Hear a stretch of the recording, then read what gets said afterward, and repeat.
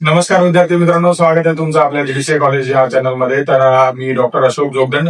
तर आजचा हा विषय खूप महत्वाचा आहे, व्हिडिओ सुद्धा खूप महत्वाचा आहे. जे विद्यार्थी पॅनलवरती येऊ इच्छितात त्या विद्यार्थ्यांसाठी खूप महत्वाचा व्हिडिओ आहे. कारण आपण थोडंसं लेट आहोत, बऱ्यापैकी लेट आहोत. खरं तर पुढची 5 येणारी तारीख जी आहे ती शेवटची तारीख आहे पॅनल रजिस्ट्रेशनसाठी. ज्यांचं जीडीसीए झालेलं आहे, 2-3 वर्षापूर्वीचं ज्यांचं झालेलं आहे, अशा विद्यार्थ्यांसाठी खूप महत्वाचा व्हिडिओ आहे हा. तर या व्हिडिओमध्ये पहिला जो पार्ट आहे याच्यामध्ये आपण डॉक्युमेंट्स काय काय लागतील हे पाहणार आहोत. आणि जो दुसरा पार्ट आहे, दुसऱ्या पार्टमध्ये आपण पाहणार आहोत की तुम्ही ऍक्च्युअल फॉर्म कसा भरू शकता किंवा तुम्ही पॅनल रजिस्ट्रेशनची सुरुवात कशी करू शकता, युजर नेम वगैरे टाकून, ह्या सर्व गोष्टी पाहणार आहोत. तर दुसऱ्या पार्टमध्ये ह्या सर्व गोष्टी येतील. पहिल्या पार्टमध्ये आजचा जो पार्ट आहे याच्यामध्ये डॉक्युमेंट्स काय काय लागतील, अत्यंत महत्वाचे डॉक्युमेंट्स जे आहेत ते काय काय लागतील हे आपण आज या व्हिडिओमध्ये पाहणार आहोत. तर चला तर मग सुरू करूया. ध्येय नवीन समोर दिसतंय, बँकिंगचं स्वप्न पूर्ण होणार. जीडीसीए ची साथ जिंकायची ही वाट, यशाची गॅरंटी आता सुरुवात. जीडीसीए कॉलेज हो भविष्य उज्ज्वल, जीडीसीए कॉलेज मिळणार यश. सहकार आणि बँकिंग करिअर घडवा खास. जीडीसीए कॉलेज देते यशाचा विश्वास. तर विद्यार्थी मित्रांनो, आज आपण पाहणार आहोत की पॅनल रजिस्ट्रेशन जे आहे सुरू झालेले 4 एप्रिल पासून. आपण खूप उशिरा व्हिडिओ बनवतोय. खरं तर येणारी 5 तारीख शेवटची 5 आहे रजिस्ट्रेशनसाठी. ज्यांना कोणाला रजिस्ट्रेशन व्हायचंय किंवा करायचंय पॅनलसाठी, जे जीडीसी उत्तीर्ण झालेत अशा विद्यार्थ्यांसाठी. तर आवश्यक कागदपत्रे काय लागणार आहेत हे आपण या पार्टमध्ये बघणार आहोत. आणि जर जे रजिस्ट्रेशन प्रोसेस आहे ती दुसऱ्या पार्टमध्ये पाहतोय. तर एक कदम फास्टमध्ये आपण पाहूया. 1-2-3 मिनिटात आपण हे संपूया. कशा प्रकारचे डॉक्युमेंट्स लागतील तुम्हाला. पहिलं, आवश्यक कागदपत्रामध्ये नोंदणी प्रक्रियेसाठी हे खाली दिलेले जेवढे काही डॉक्युमेंट्स आहेत ते सर्वच्या सर्व पीडीएफ स्वरूपात अवेलेबल असणं गरजेचं आहे. आणि सर्व पीडीएफ जे आहेत ना ते 1 MB पेक्षा कमी असले पाहिजेत ऍक्च्युली. तर त्याच्यापेक्षा जास्त नसले पाहिजेत. शैक्षणिक पुराव्यामध्ये कागदपत्रामध्ये काय द्यायचंय की पहिला तुमचं डिग्री म्हणजेच पदवी प्रमाणपत्र आणि मार्कशीट हे दोन्हीची कंबाईन एक पीडीएफ करायची आणि त्याची साईज जी आहे ती 1 MB पेक्षा कमी आली पाहिजे. ठीक आहे. त्यानंतर दुसरं जे डॉक्युमेंट्स आहे, जीडीसीए उत्तीर्ण झाल्याचं मार्कशीट प्रमाणपत्र दोन्हीही जोडायचं आहे. मार्कशीट जर समजा एखादा फेल झालेला असेल पूर्वीचा आणि नंतर पुन्हा रिअपेअर केला असेल तर मार्कशीट आणि प्रमाणपत्र दोन्ही जोडायचं आहे. ते ज्या पद्धतीचं आहे तसं तुम्हाला ऍड करून द्यायचं आहे. ज्या मार्कशीट आणि प्रमाणपत्र दोन्ही एकत्र. ठीक आहे. 1 PDF मध्येच आलं पाहिजे. एकाखाली एक तुम्ही करू शकता. प्रमाणपत्र आणि नंतर मार्कशीट असं. त्यानंतर अनुभवाचा दाखला जो आहे तो आपण पाहणार आहोत आता पुढे. अनुभवाचं प्रमाणपत्र कसं पाहिजे की किमान 3 वर्ष पॅनलवर नोंदणीकृत असलेला जो सनदी लेखापाल आहे, CA म्हणजे त्यांनी दिलेले स्वाक्षरीचं असावं किंवा त्यांच्या लेटर हेडवरती पाहिजे. ते कसं आहे तुम्हाला मी त्याचा फॉर्मॅट पण देतो. तर त्या पद्धतीमध्येच पाहिजे, दुसरं काही त्याच्यात नसलं पाहिजे. ठीक आहे. सर्व गोष्टी त्याच्या तशा प्रकारेच मेन्शन केलेल्या असल्या पाहिजेत. पण तो काय असला पाहिजे, पॅनलवरती नोंदणीकृत असला पाहिजे. ठीक आहे. CA नुसता CA असणं गरजेचं नाहीये. म्हणजे CA तर भरपूर आहे, मग त्याचं पण चालतं का नाही. जो व्यक्ती पॅनलवरती ऑलरेडी रजिस्टर आहे त्याच व्यक्तीचं चालतं. ठीक आहे. बाकी व्यक्तीचं नाही चालत. त्यानंतर पॅन कार्ड PDF स्वरूपात लागतं. त्यानंतर प्रतिज्ञापत्र, परिशिष्ट ऍफिडेव्हिट जे ते करायला लागतं परिशिष्ट 2 मधलं. आता ते पण तुम्हाला मी त्याचा फॉर्मॅट दाखवतो पुढे. आणि ते नमुना दिलेला आहे त्या नमुन्यात तुम्हाला बनवून द्यायचं असतं ते.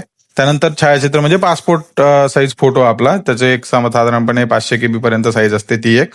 आणि जर समजा 65 वर्षापेक्षा जास्त असेल कोणी एखादा व्यक्ती तर त्यासाठी फिटनेस सर्टिफिकेट किंवा आरोग्य प्रमाणपत्र हे गरजेचं आहे. जे व्यक्ती 65 वयाच्या वरती आहेत त्यांच्यासाठी, बाकीच्यासाठी नाहीये.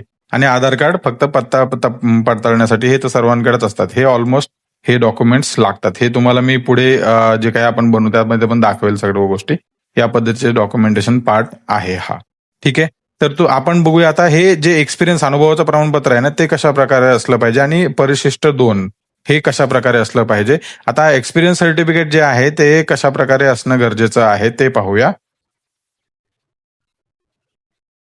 तर अशा प्रकारचं हे जे लेटर हेड आहे असं असणं गरजेचं आहे. किंवा ते आता प्रत्येक CAचं वेगवेगळं असू शकतं. एक स्टँडर्ड फॉर्मॅट आहे खरं तर. तर office of the chartered accountant जे काही त्यांचं लेटर हेड असतं त्याप्रमाणे CAचं पूर्ण नाव. M नंबर म्हणजेच मेंबरशिप नंबर असतो. ठीक आहे. हे लक्षात ठेवा.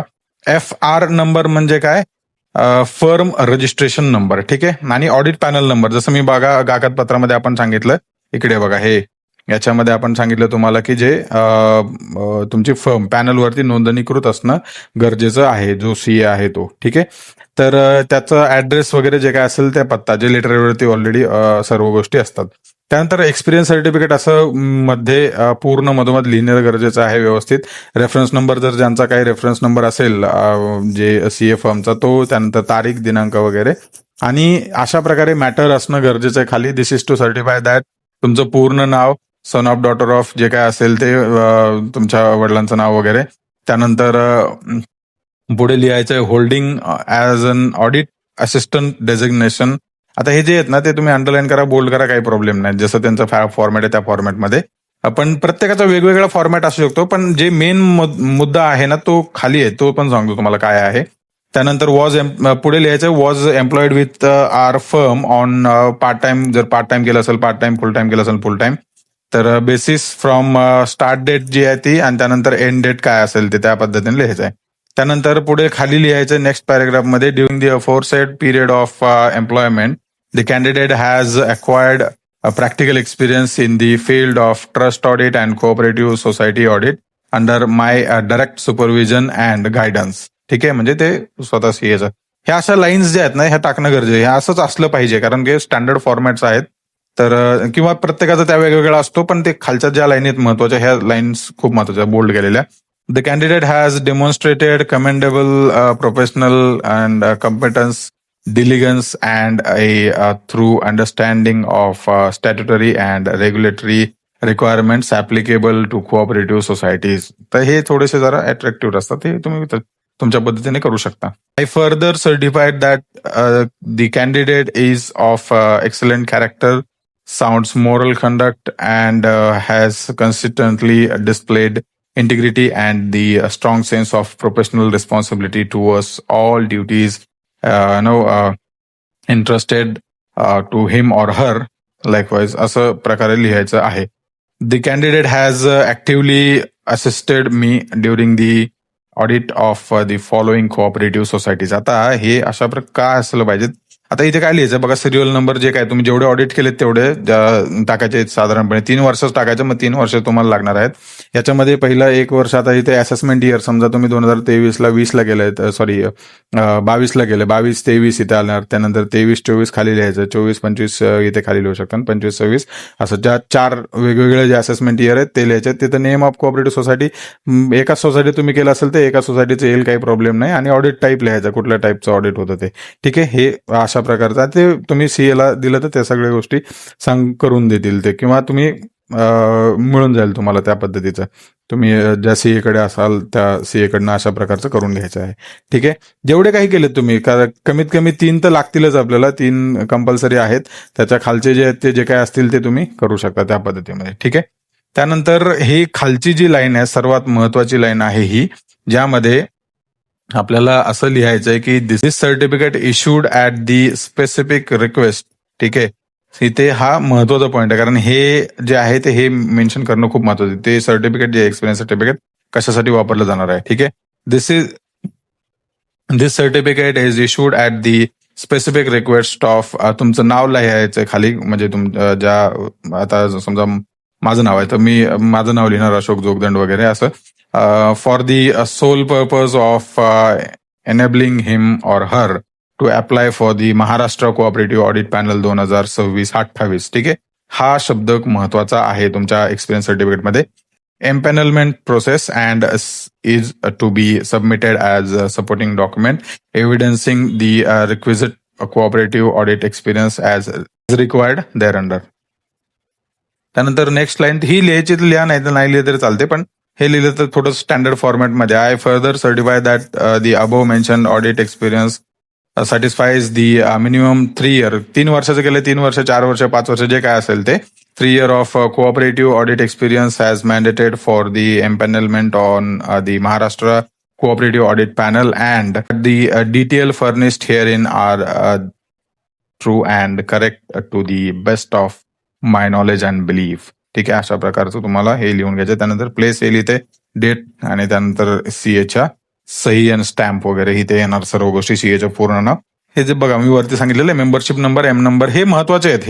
हे हा जो पार्ट आहे ना खूप महत्वाचा आहे. कारण हे फर्दर तुमचं व्हेरिफिकेशन होतं यासाठी. त्यानंतर याच्यामध्ये मेंबरशिप नंबर आहे, firm registration that number, FR number, audit panel number, जो आपण मागे पाहिला कुठे, जे रजिस्टर पॅनलवरती इथे असतात बघा, नोंदणीकृत असलेल्या सनदी लेखपाल. ठीक आहे, या पद्धतीमध्ये. आणि स्टॅम्प ऑफ चार्टर्ड अकाउंटंट, हे चार्टर्ड अकाउंटच पाहिजे एक्सपेन्स सर्टिफिकेट. ठीक आहे, हे लेटर हेडवरती पाहिजे. ठीक आहे, CA. त्यानंतर परिशिष्ट 2 काय आहे याच्यामधलं बघा, हे 2 जे प्रतिज्ञापत्र, हे महत्वाचं आहे. हे पण डॉक्युमेंट कसं असणार आहे, त्याचं काय करायला पाहिजे ते पण सांगतो तुम्हाला मी. तर हे पहा, अशा प्रकारचं परिशिष्ट क्रमांक 2 असं असलं पाहिजे. तर इथे पूर्ण जे दिलेलं आहे तसंच आपण हे ऑलरेडी जे काही सर्क्युलर दिले त्या सर्क्युलरमध्ये ऑलरेडी हे अशा प्रकारचं दिले तसंच करायचंय. लेखापरीक्षक नाम तालिकेवर येण्यासाठी मराठी भाषा, शैक्षणिक अर्हता व अनुभव या संदर्भातील सध्या कागदावरील स्वयंघोषित शपथपत्र, म्हणजेच थोडक्यात सेल्फ डिक्लेरेशन म्हणू शकतो आपण त्याला इंग्रजीमध्ये. सनदी परिव्यय लेखापाल फॉर्मचा भागीदार प्रमाणित लेखापरीक्षक. आता इथे मी म्हणजेच ज्याला कोणाला अप्लाय करायचा तो त्याच्या नावाचा ॲफिडेव्हिट आहे हे. त्यानंतर इथे सनदी परिव्यय लेखापाल प्रमाणित लेखापरीक्षक. आता हे 2 जे आहेत ना ते कट करायचे त्याच्यामध्ये, कारण हे दोन्ही आपल्यासाठी नाही आहेत खरं तर. ज्यामध्ये प्रमाणित लेखापरीक्षक असं लिहायचं आणि पुढे वय, तुमचं वय राहणार, पत्ता पूर्ण येईल विद पिनकोड, आणि जे काय डिटेल पत्ता, जो पत्ता तुमच्या आधार कार्डवरती आहे तो. आणि यामध्ये प्रतिशेवर लिहून देतो की हे अशा प्रकारचं आहे, लिहून देतो की मी डॅश डॅश. आता हे ते ना तुमचं डिग्री पण येणार आहे खरं तर बघा, डिग्री पण टाकायचं. जे काही एज्युकेशन तुम्ही केलेलं आहे ते, डिग्री समजा BCom केले, BA केले, BE केले, BE 2 कधी पास आउट आहे ते, आणि कॉमा इथे देऊन पुढे तुम्हाला GDCAचं पण लिहायचं आहे. या परीक्षा आता इथे GDCAचं तुम्ही इयर टाकू शकता, 2023ला पास झाला, 23, 20ला झाला, 20 वगैरे असं. या दिनांकास उत्तीर्ण असून मला आता इथे ज्या सहकारी संस्थांचा अनुभव विचारलाय, 3 वर्ष, 5 वर्ष, 10 वर्ष, जो काही तुमचा अनुभव असेल तो इथे टाकायचा आहे. अशा प्रकारचे हे बनवून टाईप करून घ्यायचं, लिगल पेपरवरती करायचं हे. ठीक आहे, हे खूप महत्वाचं आहे. त्यानंतर इथे खाली लिहायचंय बघा, आता इथे जे जो फॉर्मॅट दिलाय याच्यामध्ये 3 ऍटलिस्ट टाकणं गरजेचं आहे. 3 वर्षाचा अनुभव असेल तर वर्ष. आता इथे वर्ष जे दिले ना ते आहे फायनान्शियल इयर, असेसमेंट इयर. ठीक आहे, हे महत्वाचं आहे. तर इथे तुमचं असेसमेंट इयर समजा असेल की 2020 ते 21 किंवा 21-22, 22-23 असं. संस्थेचं नाव ज्या संस्थेत तुम्ही केलं किंवा एकाच संस्थेत केलं असेल तर एकाच संस्थेचे नाव 3 टाक्यावरती, आणि कुठल्या प्रकाराचं ऑडिट केलेलं आहे सेम, म्हणजे जे एक्सपिरियन्स सर्टिफिकेटमध्ये तेच सेम इथं आलं पाहिजे. ठीक आहे, खूप महत्वाचं आहे, त्याच्यात गल्लत करायची नाहीये. त्यानंतर आता इथे टिप पण दिली आहे खरं तर, ही काय एक्झॅक्टली तुम्हाला करायचंय. किमान 1 ते 3 वर्षाचा अनुभवाच्या प्रत्येक वर्षासाठी किमान 1 व 3 संस्थांची नावे द्यावीत व लेखापरीक्षणाचा प्रकार नमूद करावा. लेखापरीक्षण जे आहे त्याचा प्रकार नमूद करणं गरजेचं आहे. किंवा 3 गरजेचे आहेत ऍक्च्युली, 3 तुम्हाला द्यावेच लागेल, 3 वर्षाचं जे केले तुम्ही ते. ठीक आहे, आता इथे सगळे टिक मार्क करायचे यांना. आमचे महाराष्ट्र किमान 3 वर्ष वास्तव्य असून मला मराठीत जे ज्ञान आहे. 2, मी माझ्या संस्थेकडून 10,000 पेक्षा जास्त रकमेपेक्षा कर्ज घेतलेलं नाही, अशा संस्थेचं लेखापरीक्षण करण्यास स्वयंकृती देईन. हे सर्व टिक करायचे. फक्त टिक कुठं नाही करायचं तुम्हाला,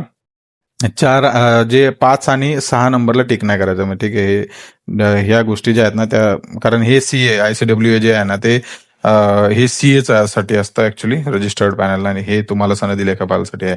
त्यानंतर मी ह्याला पण टिक करायचं, कोणत्याही स्थापनेवर पूर्ण वेळ नोकरी करत नाही. ठीक आहे, त्यानंतर 8वं जे आहे, 8वं तुम्हाला जर समजा 65 वर्षापेक्षा जास्त असतील तर त्यांच्यासाठी आहे. वैद्यकीय चिकित्सा प्रमाणपत्र लागणार आहे, ज्याच्यासाठी हे PDF फॉर्मॅट मध्ये ओपन करायला लागतं किंवा अपलोड करायला लागतं. ठीक आहे, सदर माहिती सत्य असून खोटे आढळल्यास तर मी होणाऱ्या परिणामास किंवा कारवाईस पात्र राहीन, अशा प्रकारचं फॉर्मॅट आहे. इथे स्थळ, दिनांक आणि सही अर्जदाराची. ठीक आहे, अशा प्रकारचे हे ॲफिडेव्हिट करायचं आहे तुम्हाला. हे डॉक्युमेंट्स आहेत महत्वाचे. तर अशा प्रकारचे हे डॉक्युमेंट्स तुम्हाला सर्व करणं गरजेचं आहे PDF स्वरूपामध्ये. ठीक आहे, तर आपण पुढील व्हिडिओमध्ये बघूया फॉर्म कसा भरायला पाहिजे. या व्हिडिओमध्ये पाहिलं की डॉक्युमेंट्स काय काय लागतील GDCAच्या जो पॅनलवरती येण्यासाठी, GDCA ज्यांचं झालेलं आहे त्या विद्यार्थ्यांसाठी. महत्वाचे डॉक्युमेंट्स, सर्व डॉक्युमेंट्स पाहिले आपण. त्यामध्ये ॲफिडेव्हिट खूप महत्वाचं डॉक्युमेंट्स आहे. त्यानंतर CAचं एक्सपिरियन्स सर्टिफिकेट तेही खूप महत्वाचं आहे. ह्या दोन्ही डॉक्युमेंट्स अत्यंत महत्वाचे डॉक्युमेंट्स आहेत, तर हे विसरू नका. बाकी सर्व डॉक्युमेंट्स सुद्धा महत्वाचे आहेत, पॅन कार्ड वगैरे सर्व गोष्टी. तर ह्या ज्या गोष्टी आहेत ते महत्वाच्या आहेत. प्लस याचे जे सुरुवातीला पीडीएफ अपलोड करून द्या, म्हणजे साईज नुसार पीडीएफ बनवायच्या. प्रत्येक पीडीएफ जी आहे ती 1 MB आतच असली पाहिजे, त्याच्या वरती गेली नाही पाहिजे. ठीक आहे. तर या पद्धतीमध्ये हे डॉक्युमेंट्स तयार करायचा. पुढचा जो व्हिडिओ येणार आहे त्याच्यामध्ये आपण ऍक्च्युअल रजिस्ट्रेशन किंवा न्यू युजर रजिस्ट्रेशन कसं करू शकतो नवीन विद्यार्थ्यांसाठी, या सर्व गोष्टी आपण पुढील व्हिडिओमध्ये पाहणार आहोत. तर पुढचा व्हिडिओ सुद्धा नक्की बघा शेवटपर्यंत. तर ही माहिती आवडली असेल तर व्हिडिओ लाईक करा, शेअर करा, जीडीसीए कॉलेज या चॅनलला सबस्क्राईब करा आणि तुमच्या व्हॅल्युएबल फीडबॅक सुद्धा कमेंट करू शकता. आणि काही अडचण आली कॉल करू शकता डायरेक्ट आपल्या नंबरवरती. काही अडचण नाही, तुम्हाला प्रत्येक प्रश्नाचं उत्तर दिलं जाईल. तर भेटूया पुढील व्हिडिओमध्ये अधिक माहितीसह. तोपर्यंत नमस्कार.